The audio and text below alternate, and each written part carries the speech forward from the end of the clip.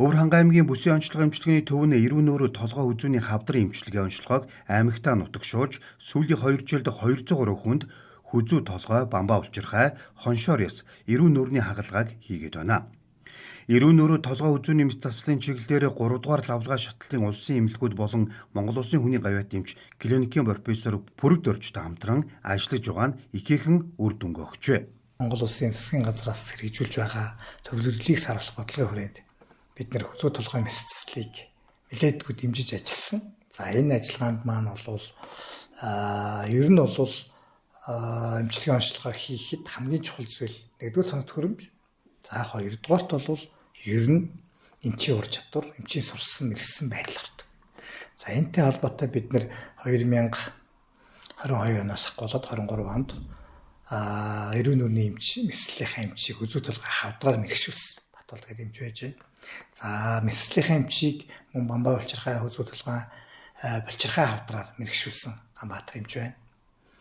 За дээр нь бид нэр шүдний эмчийн оронтойг бол 10 хүргэж нэмсэн. За үүнтэй холбоотой бид нар цонх төхөөрөмжийн хувьд бол хүзүү толгой дэлгэмэл аппарат гэж ярьдаг юмдгийн. Манайх бол орчин цагийн CT аппаратыг авчихсан. Тийм учраас энэ бол цаашдаа хүзүү толгойн чиглэлээр эрүүн нүүрний чиглэлээр одоо онцлогоо хийхэд маш төхөн болсон. За дээр нь лаборатори дээр бид нар бас бамбаа булчирхай шинжилгээнүүдийг аль болох орчин үеийн цонх төхөөрөмжийг ашиглан хийхийг зорьсон. За дээр нь бид нэр эдийн шинжилгээ өөрсдөө хийх. Ер нь хэдийн ур чадвартай эмч, хэдийн ур чадвартай цонх төхөөрөмж байлаа гэхэд эдийн шинжилгээгээр бид нэр баталгаажуулдаг. Дамаан, бамбаа, хавдар, хүзүү толгой орчин юм. За үүнтэй холбоотой бас бид нэр хүний бэлдэл сургасан. Бид хэд өчигдөрөөс эхлээд хаалгаа эхэллээ. Өчигдөр бол нэлээд хүнд хаалгаа орлоо. Ялангуяа хөдөө орон нутгт дээрээс хийгддэггүй хаалгаа Улаанбаатар хотод ч гэсэн хийгддэггүй нэг тийм хүндрэлтэй хаалгаа хавар тохиолдол амжилттай боллоо. Өнөөдрийн хувьд бамбаа булчирхай хаалгаа орчод явж байна. Одоо дахиад бид нэр 3 бамбаа хаалгаа орно. Нэг хүзүүний ангатагч барилын хавдрын бас хавдар авах, хүзүүний тунгалгаан булчирхайг шулах гэж хаалгаа хийгддэг. 3 дугаар шатлалын эмнэлэг төгсөн шүү дээ. Тэрнийг л одоо хөдөө орон нутагт нутагшуулах гэдэл хаалгаа хийгдээд байна. Эрүүн нөөрөө толгой үзүүний мэс заслын чиглэлээр жил дунджаар 300-аас 400 өвчтөн хэвтэн эмчилүүлж мэс заслын тусламж үйлчилгээг авч байна.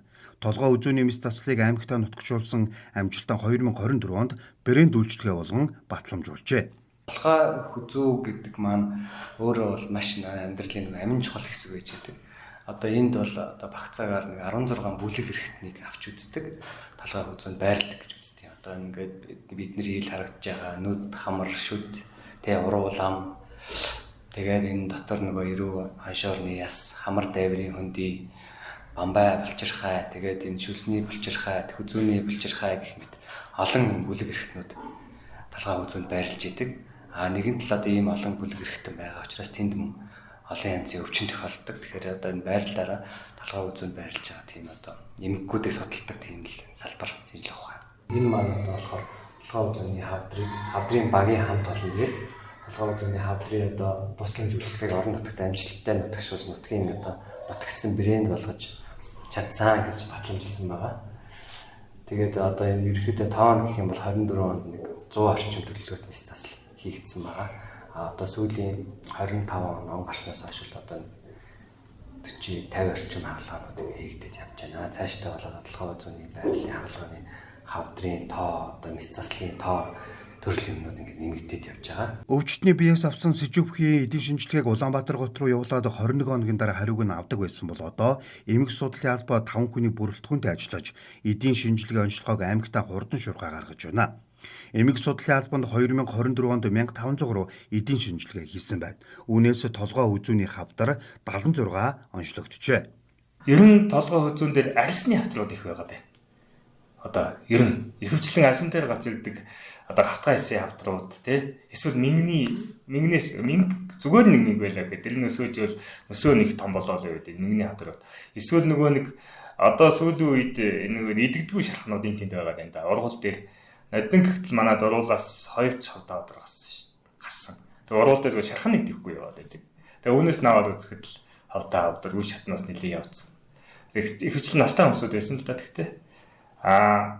Мөн одоо ÖХИД авдрууд. За ÖХИД авдрууд бол хоригоо авдруудаа ихэвчлэн олдог. Мөн бамбай авдрууд байгаа даа.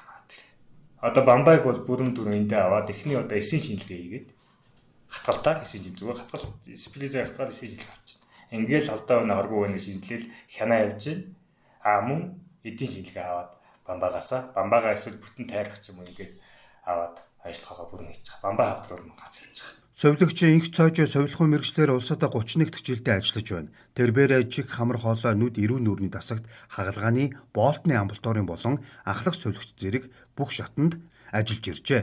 Уранга аймгийн бүсийн ажиллагааны гишүүний төвд 2002 онд хүүхдийн өдрийн процедурын совилогчаар ажиллаад улмаар 2003 онд эрүүн нүрийн шүтний нүр ам судлалын совилогчаар төгсөөд 2006 онд уг тасаг маань бол мэслийн засгаас бед гарсан учраас юу яасан 2006 оноос ахуулаад бол тасгийн эрүүн нүрийн мэслийн хаалгааны совилогч, болтын совилогч, ахлах совилогч гэсэн тийм 3 янзын ажил хийдэг байсан. Тэгэл хамгийн гол нь эмч маань ирэл одоо надад бамбай хаалгаад чи юм гэдэг шүү, ингэж байдаг шүү, ингэж байгаа шүү гэдэг шүү, ийм хэрэгтэй байдаг шүү, тэгэхээр тэгдэж шүү гэдэг шүү. Бүх юм над ч гэсэн ингээл эмч маань надад ингээл багшлал ингээл заагаа сургаал явж байгаа. Монгол Улсын засгийн газрын төвлөрлийг саруулах бодлогын хүрээнд эрүүл мэндийн яамнаас лавлгаа шатлалын эмнэлэгт хийж байгаа эмнэлгийн тусламж үйлчлэгийг орон нутагт нутагшуулах бодлогыг баримталж байгаа.